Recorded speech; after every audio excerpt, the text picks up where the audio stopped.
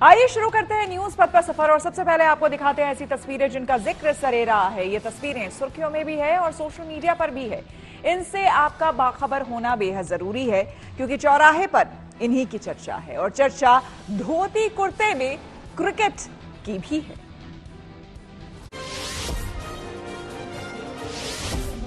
मध्य प्रदेश के भोपाल में एक अनोखी क्रिकेट प्रतियोगिता की शुरुआत की गई। वहां कुछ युवा पारंपरिक धोती कुर्ते के साथ क्रिकेट खेलते नजर आए। इस प्रतियोगिता में हिस्सा ले रहे खिलाड़ी असल में युवा वैदिक ब्राह्मण हैं। इसमें कमेंट्री भी वैदिक मंत्रोच्चार के साथ संस्कृत में हो रही है। 4 दिनों तक चलने वाले इस क्रिकेट टूर्नामेंट में कुल 16 टीमें हिस्सा ले रही हैं। बताया गया कि संस्कृत को बढ़ावा देने के मकसद से इस प्रतियोगिता का आयोजन हो रहा है। परस्य जनस्य पीड़ा भवति चेत् तर्हि दुःखं भवति, दुःखस्य लक्षणम् एतावता संस्कृत भाषायामेव सर्वे संस्काराः उपस्थिताः। यूपी के प्रयागराज में महाकुंभ के लिए पहुंचे एक बाबा अनोखा हठ योग करते नजर आए। दरअसल इस कड़ाके की सर्दी में भी बाबा के कुछ शिष्य उनके ऊपर ठंडे पानी का घड़ा गिराते दिखाई दिए। बताया गया कि उनके ऊपर 61 घड़ों से ठंडा पानी डाला गया। वो 3 जनवरी से ऐसा कर रहे हैं और हर दूसरे दिन 3 घड़े बढ़ा दिए जाते हैं। ये नागा बाबा प्रमोद गिरी महाराज श्री शंभू पंचायती अटल अखाड़े से जुड़े हैं। बाबा ने बताया कि वो भारत के कल्याण और विश्व शांति के लिए यह हठ योग कर रहे हैं।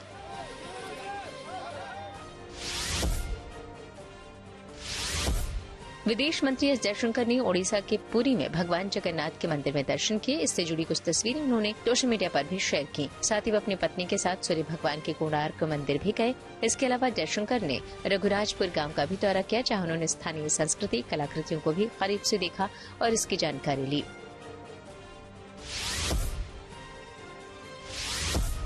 दो स्नो लेपर्ड का एक वीडियो सोशल मीडिया पर वायरल हो गया। इसमें ये दोनों पहाड़ पर पड़ी बर्फ में मस्ती करते नजर आए। ये वीडियो आईएएस अधिकारी सुप्रिया साहू ने शेयर किया। दावा है कि ये वीडियो लद्दाख की जास्कर घाटी का है। ये वीडियो सोशल मीडिया पर काफी शेयर किया जा रहा है।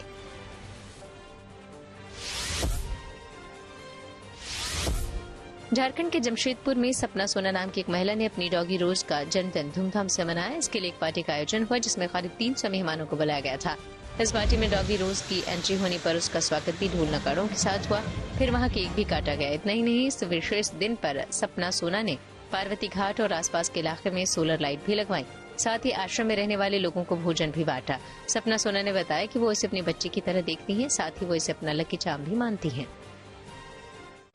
जिंदगी का सफर सुहाना हो, इसके लिए सावधान रहना जरूरी है। रोजमर्रा की आपाधापी में कुछ देर बैठकर सोचना समझना भी जरूरी है कि आपके आसपास क्या हो रहा है और जो कुछ हो रहा है उससे हमारी जिंदगी, हमारा परिवार कैसे प्रभावित हो सकता है।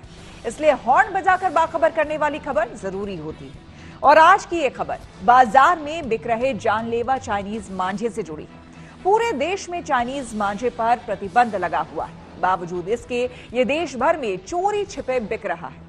हर साल चाइनीज मांझे से हजारों पक्षियों और लोगों की जान जा रही है। इसके खतरे का अंदाजा इसी से लगाया जा सकता है कि भारत में चाइनीज मांझे को किलर मांझा भी कहा जाता है, क्योंकि एक बार ये किसी के गर्दन या फिर पक्षी के पंखों पर लग जाए तो काट देता है। ऐसे में जरूरी है कि चाइनीज मांझे की बिक्री और इससे होने वाली मौतों को लेकर खुद भी सतर्क हो जाएं और दूसरों को भी सावधान करने के लिए हॉर्न बजाएं।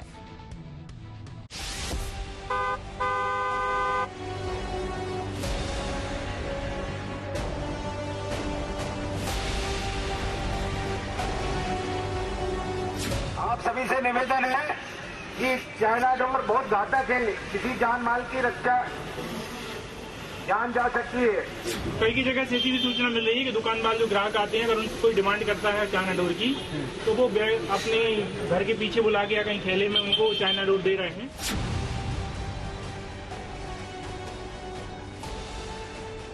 चाइना डोर से न कट जाए कहीं जीवन की डोर। चाइना डोर का उपयोग न करें और न करने दें। मध्य प्रदेश की उज्जैन पुलिस दुकान दर दुकान ये पोस्टर लेकर लोगों को चाइनीज मांझे के खतरे को लेकर कैंपेन चला रही है। इससे बचाव के लिए पुलिस बाकायदा दूरबीन से निगरानी कर रही है और माइक से ये मुनादी कर रही है कि चाइनीज मांझे से आपकी जान जा सकती है। चाइनीज मांझे के खतरे से लोगों को बचाने के लिए पतंगबाजों की ड्रोन के जरिए कड़ी निगरानी की जा रही है और उन्हें कैमरे में इंटरसेप्ट करके उनकी जांच की जा रही है। ऐसे पतंगबाजों की निशानदेही करके पुलिस उनके पास तक पहुंचकर उनसे सवाल जवाब कर रही है। इसके अलावा पुलिस मांझा बेचने वाले दुकानदारों के यहाँ पहुंचकर मांझे की चेकिंग भी कर रही है कि कहीं ये चाइनीज मांझा तो नहीं है। यही नहीं, पतंगबाजों के खिलाफ कानूनी कार्रवाई करके उन्हें जेल भी भेज रही है। जैसे कि अभी बड़े स्तर पर प्रचार प्रसार हमारे द्वारा किया गया था कि क्षेत्र में कोई भी चाइना डोर ना उड़ाए, और इसके अलावा जिला प्रशासन से आदेश भी जारी करवाया गया था। इसके बाद भी ऐसी सूचनाएं मिल रही थी कि कुछ लोग बाहर से चाइना डोर मंगा के और पतंगे उनसे कर रहे हैं, जिससे कि कुछ लोगों को चोटें भी लगी उसके धागे से। कल हमने अपने ड्रोन कैमरा और दूरबीन के साथ में BDDS की टीम लगा के संपूर्ण क्षेत्र का जांच किया था। इसमें बेगमबाग क्षेत्र में एक छत पर चाइना डोर उड़ाते हुए 2 लड़कों को हमने पकड़ा था। इसके अलावा एक युवक भी महाकाल घाटी के पास वाले इलाके से हमने पकड़ा है और उन पर BNS के तहत कार्रवाई की है। इसके अलावा उनको जेल भेजा गया है।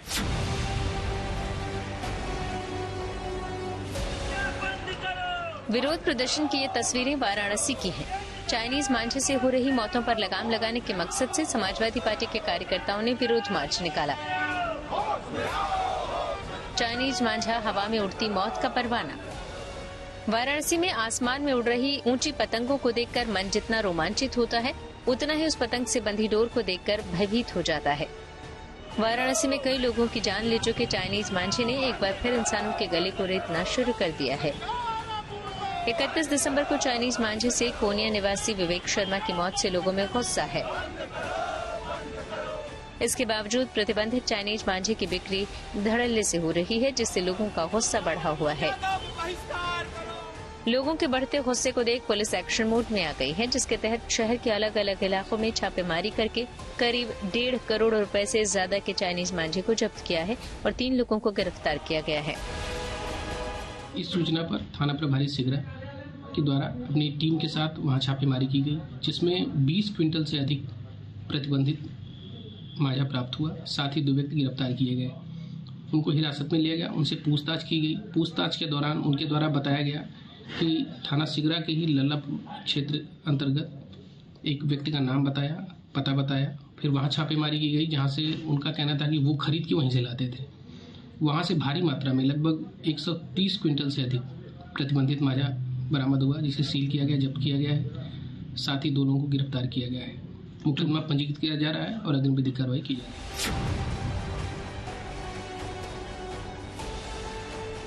चाइनीज मांझे के खौफ का अंदाजा इसी से लगाया जा सकता है कि मध्य प्रदेश के इंदौर में आसमान से आई इस आफत से महिला का गला कट गया। हालांकि उसकी जान बच गई, लेकिन डॉक्टरों को गले में 22 टांके लगाने पड़े। पुलिस के मुताबिक पीड़ित महिला अपने पति के साथ घर से निकली थी, तभी छतरीपुरा थाने के पास हादसा हो गया। इसके बावजूद मध्य प्रदेश में चाइना मांझा धड़ल्ले से बिक रहा है। छतरीपुरा थाने के अंतर्गत एक गत से एक घटना हुई थी, जिसमें महिला अपने पति के साथ जा रही थी। तभी एक चाइनीज जो मांझा है, मांझे से उसका गर्दन में थोड़ा सा घाव आया। तो हालांकि उसमें जो पति के द्वारा जो एक आवेदन दिया गया वो कोई कार्रवाई नहीं चाहता, लेकिन फिर भी हमने थाना छतरीपुरा में उसमें आइडेंटिफाइड कर रहे हैं कि कौन ऐसा व्यक्ति है और ये चाइनीज मांझे कौन ये इसको क्रय करा रहा है। इसमें भी सब जानकारी ले रहे हैं, उससे वैधानिक कार्रवाई की जाएगी। उत्तर प्रदेश के मेरठ में चाइनीज मांझे की चपेट में आकर बाइक चला रहे सुहेल की दर्दनाक मौत हो गई, जबकि उसके पीछे बैठा नवाजिश बुरी तरह से घायल हो गया। पुलिस के मुताबिक सुहेल अपने दोस्त नवाजिश के साथ बाइक पर घर लौट रहा था, तभी चाइनीज मांझा उसकी गर्दन में फंस गया। मांझे की धार ने साहिल की गर्दन काट दी, जिससे मौके पर ही मौत हो गई। इस घटना के बाद मेरठ की पुलिस हरकत में आई और चाइनीज मांझा बेचने के आरोप में 3 व्यापारियों को गिरफ्तार कर लिया, जिनके कब्जे से पुलिस ने 3 बोरी में भरे चरखी चाइनीज मांझा भी बरामद किए। देखिए, कल थाना मेडिकल क्षेत्र में एक तेजगढ़ी चौराहा पड़ता है, वहाँ पर 2 युवक बाइक से जा रहे थे। बाइक से जाते वक्त एक मांझा उनके रास्ते में पड़ा, जिससे दोनों व्यक्ति घायल हो गए। एक के गले पे चोट लगी थी, एक के नाक पे चोट लगी थी। जो सुहेल नाम का व्यक्ति था, उसके गले पे चोट लगी थी, उसे हॉस्पिटल में एडमिट कराया गया था, जहाँ पे डॉक्टरों द्वारा उपचार के दौरान उसे मृत घोषित कर दिया गया तथा सुहेल के नाक पे चोट लगी और नवाजिश के नाक पे चोट लगी और उसे हॉस्पिटल में एडमिट कराया गया है, उसका उपचार चल रहा है। जो ये चाइनीज मांझा होता है, इसके खिलाफ पुलिस का लगातार अभियान चल रहा है। इसमें कल भी हमारे द्वारा अभियान चलाया गया था, जिसमें कल देर रात्रि 3 लोग अलग अलग थाना क्षेत्रों से हिरासत में लिए गए हैं, जिसमें से 2 लोग थाना लिसाड़ी, 1 लोग थाना लिसाड़ी गेट से और 2 लोहियानगर से हिरासत में लिए गए। इनके पास से 3 बोरी हमें चाइनीज मांझा मिला है। सूरत पुलिस की गिरफ्त में आया ये शख्स जानलेवा चाइनीज मांझे का कारोबारी है। डिंडोली थाना क्षेत्र की पुलिस ने मुखबिर की सूचना पर छापेमारी कर 21,52,000 का प्रतिबंधित चाइनीज मांझा बरामद किया। पुलिस के मुताबिक ये मांझा टेम्पो में भरकर सूरत से अहमदाबाद भेजा जा रहा था। सूरत शहर के जोन 2 एलसीबी को इंफॉर्मेशन मिली थी कि डिंडोली में से एक टेम्पो भर के, जिसे चाइनीज मांझा कहा जाता है, इस प्रकार का मांझा जिसमें सिंथेटिक मटेरियल या नायलॉन मटेरियल या नॉन बायोडिग्रेडेबल मटेरियल से बना मांझा होता है, वो वहाँ से बड़ी मात्रा में जाने वाला है। पुलिस ने वॉच रखी थी। वॉच के दौरान जो है टेम्पो वहाँ से निकला, उसको रोका गया। टेम्पो में चेक करते पुलिस को वहाँ से 2880 यूनिट इस प्रकार का मांझा मिला है। ऐसे में सवाल है कि चाइनीज मांझा क्यों खतरनाक होता है। चाइनीज मांझा सामान्य मांझे की तुलना में काफी धारदार होता है।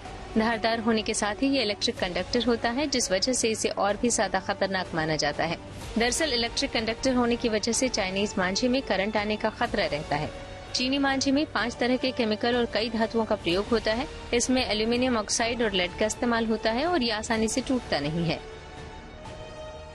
सच तो ये है कि चाइनीज मांझा का कारोबार कितने का है, इसका भी कोई आंकड़ा किसी सरकारी संस्था या किसी प्राइवेट संस्था के पास नहीं है, लेकिन बाजारों में ये मांझा धड़ल्ले से बिक रहा है।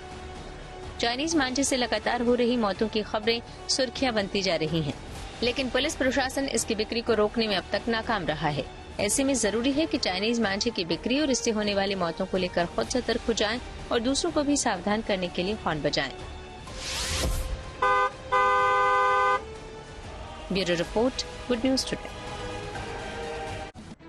आम बजट में दिल्ली को लेकर नहीं होगा कोई ऐलान, चुनाव आयोग सरकार को लिखेगा खत। आइए सीधे आपको लिए चलते हैं न्यूज एक्सप्रेस वे पर, जहां देश भर की कुछ और जरूरी खबरें कर रही हैं आपका इंतजार। यूपी के सीएम योगी आदित्यनाथ ने दिल्ली में गृह मंत्री अमित शाह से मुलाकात की। बताया गया कि इस दौरान 3 नए कानूनों के यूपी में लागू करने के सिलसिले में बातचीत हुई। इस मुलाकात में यूपी के मुख्य सचिव, प्रमुख सचिव और डीजीपी भी मौजूद रहे। अब नोएडा में सभी जिम, स्विमिंग पूल और योग केंद्रों पर महिला ट्रेनर भी नियुक्त होंगी। यूपी महिला आयोग की सिफारिश के बाद गौतम बुद्ध नगर प्रशासन इसको लेकर दोबारा सख्त निर्देश जारी कर दिए। जिले में पिछले साल कई ऐसे शिकायत आई थी, जिसके बाद महिलाओं की सुरक्षा को देखते हुए खेल विभाग की ओर से सोसाइटियों, स्कूलों, होटल, जिम और योग केंद्रों पर महिला ट्रेनर अनिवार्य रूप से रखने के निर्देश दिए गए। माना जा रहा है कि इस कदम से जहां महिलाओं को रोजगार मिलेगा, वहीं महिलाओं को सुरक्षा और सुरक्षित वातावरण भी मिल सकेगा।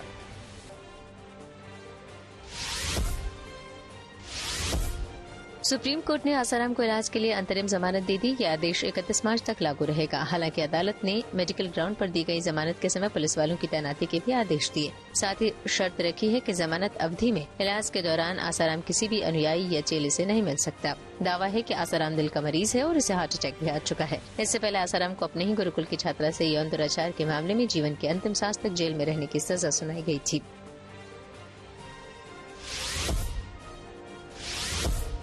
यूजीसी जल्द कुलपति और असिस्टेंट प्रोफेसर के पदों पर भर्ती से जुड़े नियमों में बड़ा बदलाव कर सकती है। इसको लेकर ड्राफ्ट तैयार कर लिया गया। इसके मुताबिक उच्च शिक्षण संस्थानों में असिस्टेंट प्रोफेसर के पद पर प्रमोशन के लिए अब नेट परीक्षा पास करना अनिवार्य नहीं होगा।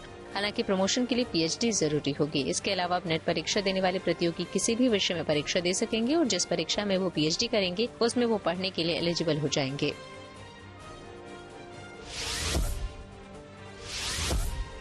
नए साल पर केंद्र सरकार का नया कैलेंडर जारी कर दिया गया। इसको लेकर दिल्ली में एक कार्यक्रम हुआ, जिसमें केंद्रीय सूचना प्रसारण मंत्री अश्विनी वैष्णव और सूचना प्रसारण राज्य मंत्री एल मुरुगन मौजूद रहे। उन्होंने भारत सरकार का ये कैलेंडर जारी किया। इसका नाम जन भागीदारी से जन कल्याण रखा गया है। और खबरों की एक्सप्रेस वे से आइए आगे रुक करते हैं सियासी ढाबे का, जहां आज की सबसे दिलचस्प खबर मौजूद है।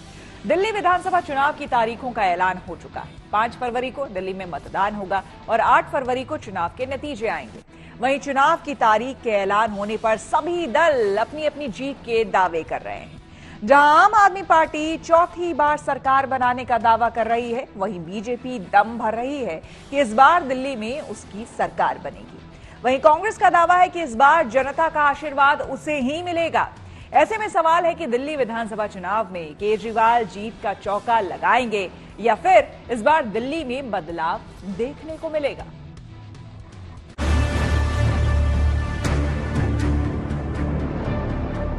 EVMs are foolproof devices for counting. Allegations of tampering are baseless. Date of poll is 5th and counting is 8th, and 5th again we have very deliberately kept. तारीख तय हो गई है। 5 फरवरी को दिल्ली की जनता अपना फैसला ईवीएम में कैद करेगी और 8 फरवरी को नतीजे आते ही ये साफ हो जाएगा कि अब की बार दिल्ली में किसकी बनेगी सरकार।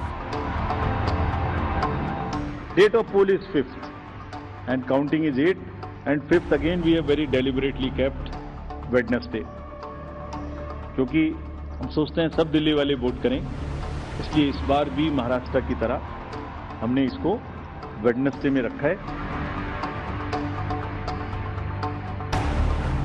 दिल्ली चुनाव की तारीखों के ऐलान के बाद सियासी दलों ने कमर कस ली है और पूरे दमखम के साथ मैदान में उतर चुके हैं और अपनी अपनी जीत के दावे भी कर रहे हैं। दिल्ली के लोग एक बार फिर से अपने परिवार के लोगों को अच्छा स्वास्थ्य देने वाले मुख्यमंत्री को चुनेंगे और दिल्ली को साफ सुथरा सुंदर शहर बनाने के सपने को चुनेंगे और उसका सच करने के लिए ईमानदारी से बहुत सोच समझ के वोट करेंगे। मैं सभी दिल्ली वासियों को इसके लिए बधाई देना चाहता हूं कि एक बार फिर से लोकतंत्र का महान अवसर आपके पास है, आपके सामने है। आप अपने बच्चों के लिए अच्छा भविष्य चुनें, अच्छी शिक्षा चुनें, स्वास्थ्य चुनें, महंगाई से लड़ने के लिए मदद देने वाली सरकार चुनें और साथ साथ वोट जरूर डालें।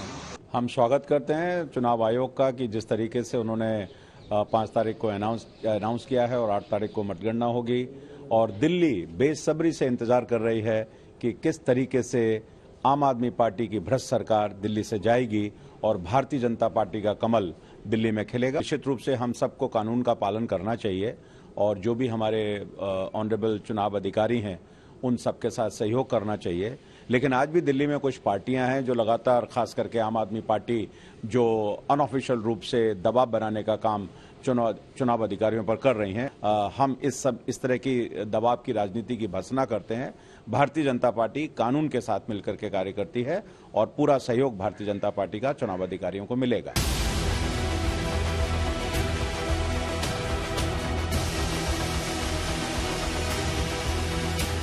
सिर्फ दिल्ली चुनाव की तारीखों का ऐलान हुआ है। आज आकंठ भ्रष्टाचार में डूबी भाजपा और आपकी सत्ता के पापों के अंत की तारीखों का भी ऐलान हो गया है और कांग्रेस की जनहितैषी सरकार के बनने की तारीखों का भी ऐलान हो गया है। आज उन तरीकों का भी ऐलान हुआ है जब से दिल्ली में सांसों का संकट खत्म होगा, दिल्ली कचरा मुक्त होगी, मां यमुना साफ होगी और दिल्ली अपराध मुक्त होगी। चुनाव की तैयारियों की बात करें तो फिलहाल आम आदमी पार्टी सबसे आगे चल रही है। आम आदमी पार्टी ने पहले ही 70 सीटों पर अपने उम्मीदवार उतार दिए, जबकि कांग्रेस के 48 तो बीजेपी के 29 नाम ही सामने आ पाए हैं। हालांकि कैंपेन सॉन्ग आम आदमी पार्टी और बीजेपी दोनों ने लॉन्च कर दिए हैं।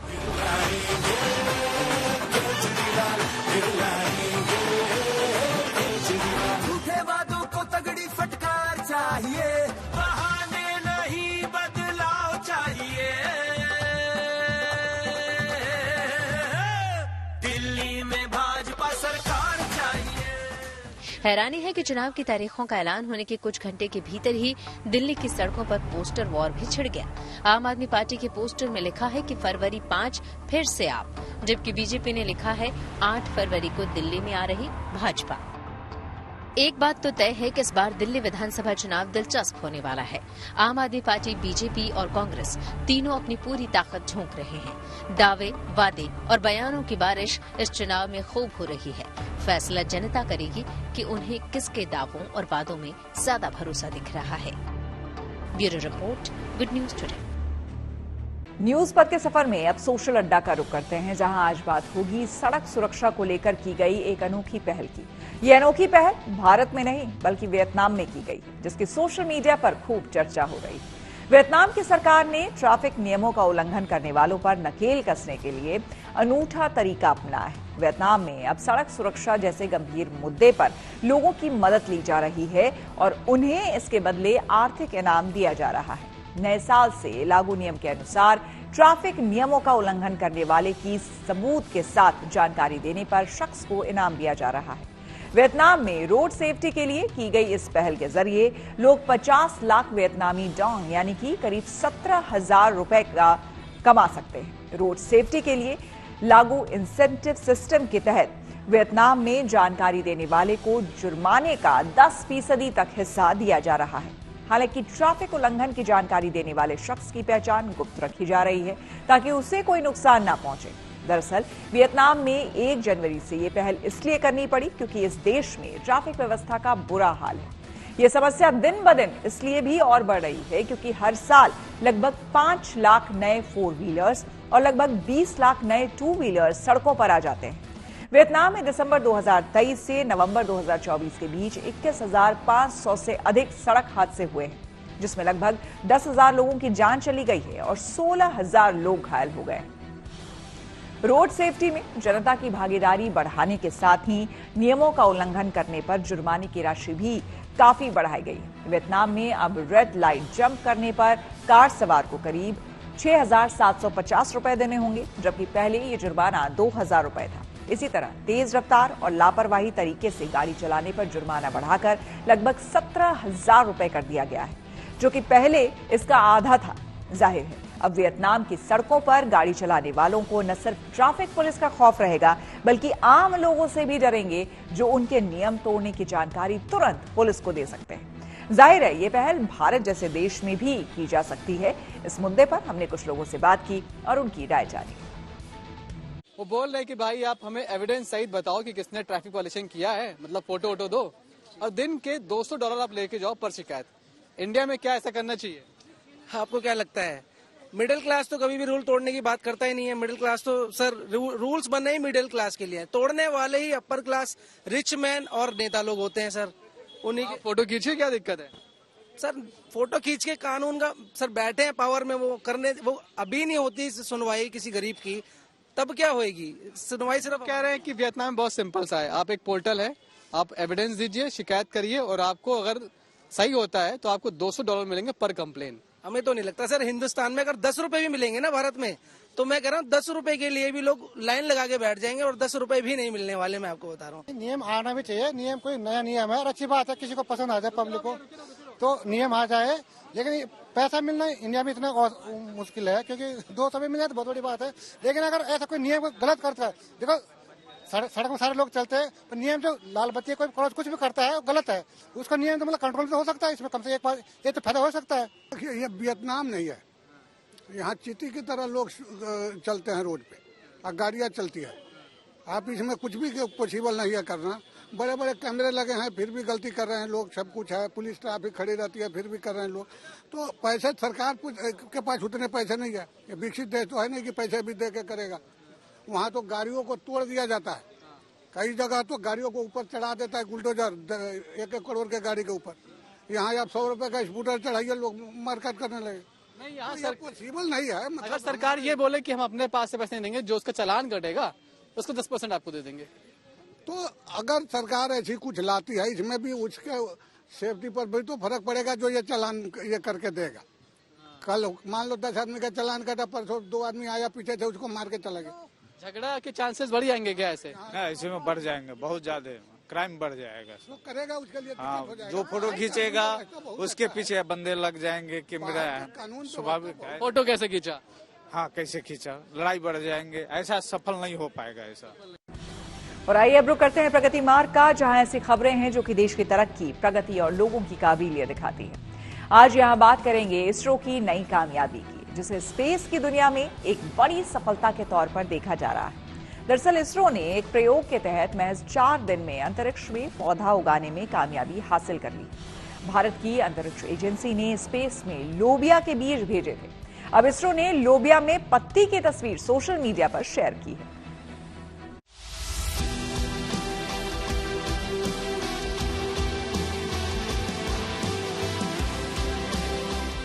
लोबिया की ये पत्तियां स्पेस में इसरो की कामयाबी की सबसे ताजा तस्वीर है।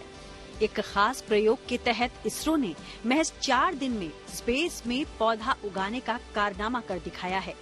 जाहिर है इसरो के इस ऐतिहासिक कदम ने स्पेस में सफलता का नया अध्याय जोड़ दिया है। भारत के अंतरिक्ष अनुसंधान संगठन इसरो ने PSLV C60 पोएम 4 पर लगी लोबिया की पत्ती की तस्वीर सोशल मीडिया पर शेयर की। इसरो ने इस प्रयोग के जरिए इतिहास रचते हुए माइक्रोग्रेविटी में लोबिया के बीजों को अंकुरित करने में कामयाबी हासिल की। इसरो का ये अनोखा प्रयोग बेशक विज्ञान की दुनिया में न केवल एक बड़ा कदम है, बल्कि भविष्य में अंतरिक्ष के अंदर मानव जीवन को स्थायी बनाने की दिशा में एक मजबूत आधार भी है। अब आसान भाषा में इसरो की इस कामयाबी को बयां करते हैं। दरअसल पिछले दिनों पोएम 4 मिशन लॉन्च किया गया। इस मिशन में कुल 24 उन्नत पेलोड शामिल किए गए थे। इस ऐतिहासिक उपलब्धि को compact research module for orbital plant studies यानी क्रॉप्स के जरिए अंजाम दिया गया। क्रॉप्स को विक्रम साराभाई अंतरिक्ष केंद्र की तरफ से बनाया गया। इस रिसर्च में 8 लोबिया के बीजों को एक बंद बॉक्स में रखा गया, जहां तापमान और दूसरे हालातों पर खास नजर रखी गई। दरअसल ये प्रयोग ये समझने के लिए किया गया था कि पौधे माइक्रोग्रेविटी में कैसे अंकुरित होते हैं और बढ़ते हैं। इस एक्सपेरिमेंट के लिए एडवांस निगरानी तकनीकी उपकरण लगाए गए, मसलन अच्छी क्वालिटीज के कैमरे, ऑक्सीजन और कार्बन डाइऑक्साइड मापने वाले सेंसर। इसके अलावा ह्यूमिडिटी डिटेक्टर, तापमान मॉनिटर करने और मिट्टी में नमी का पता लगाने वाले इक्विपमेंट्स भी, जिनके जरिए लगातार पौधे की स्थिति को ट्रैक किया गया। 4 दिनों के भीतर ही लोबिया के बीजों का सफलतापूर्वक अंकुरण हुआ और अब इनमें पत्तियां भी आ गयी। वैसे तो इसरो ने इस अहम प्रयोग को 30 दिसंबर को श्रीहरिकोटा से स्पेडेक्स यानी space docking experiment mission launch के तहत शुरू किया, जिसमें PSLV C60 रॉकेट से 2 स्पेसक्राफ्ट को पृथ्वी से 470 किलोमीटर ऊपर डिप्लॉय किया गया। इसरो ने इस मिशन के साथ लोबिया के बीज भी भेजे थे, जिनके अंकुरण में स्पेस एजेंसी ने ये कामयाबी पाई। लेकिन सवाल अब ये भी है कि आखिर क्यों इसरो ने इस प्रयोग के लिए लोबिया यानी काउपी के बीजों को ही चुना। तो ऐसा इसलिए कि लोबिया काफी पोषक बीज होता है। इसकी तापमान के लिहाज से सहनशीलता काफी ज्यादा होती है। लोबिया का बीज तेजी के साथ अंकुरित हो जाता है। कुल मिलाकर इस प्रयोग को अंतरिक्ष में भोजन उगाने की दिशा में एक बड़ा कदम माना जा रहा है, जो आने वाले वक्त में चंद्रमा, मंगल या दूसरे ग्रहों पर इंसान की मौजूदगी बनाए रखने में मदद करेगा। अंतरिक्ष में लोबिया अंकुरित करने के बाद अब पालक को उगाने की उम्मीद बढ़ गई है। ऐसे में अंतरिक्ष और धरती पर पालक को लेकर एक ही वक्त पर प्रयोग किया जाएगा, जिसमें पालक की कोशिका यानी सेल्स को LED लाइट्स और जेल के जरिए सूर्य का प्रकाश और पोषक तत्व जैसी चीजें दी जाएंगी। एक कैमरा पौधे की कोशिका के रंग और वृद्धि को रिकॉर्ड करेगा, लेकिन अगर कोशिका का रंग बदल जाता है तो प्रयोग असफल माना जाएगा। स्पेस में जीवन की तलाश कर रहे कुछ देशों के वैज्ञानिक काफी लंबे समय से खेती को लेकर प्रयोग भी कर रहे हैं। इनमें चीन और अमेरिका सबसे आगे हैं। नासा ने तो अब तक स्पेस में हरी मिर्च, पालक, चीनी गोभी और सरसों के फूल तक उगाए हैं। वहीं अब भारत भी लोबिया के बीज का अंकुरण कर उन देशों की फहरिस्त में शामिल हो गया है। हालांकि ये शुरुआती नतीजे सकारात्मक संकेत दे रहे हैं, लेकिन इस तकनीक को पूरी तरह विकसित होने में अभी और समय की दरकार है, क्योंकि पौधों का विकास स्पेस के अंदर काफी धीमी गति से होता है। ऐसे में कई बार तो उन्हें सही पोषण मिल भी नहीं पाता। बावजूद इसके इसरो की ये कोशिश सराहनीय ही नहीं, बल्कि अंतरिक्ष में मानव बस्तियां बसाने की दिशा में एक बड़ा बदलाव साबित हो सकता है। Bureau report, good news today. इसी के साथ न्यूज पथ में मेरे यानी कि श्वेता झा के साथ फिलहाल इतना ही। देश दुनिया की तमाम पॉजिटिव खबरों के लिए आप देखते रहिए गुड न्यूज टुडे।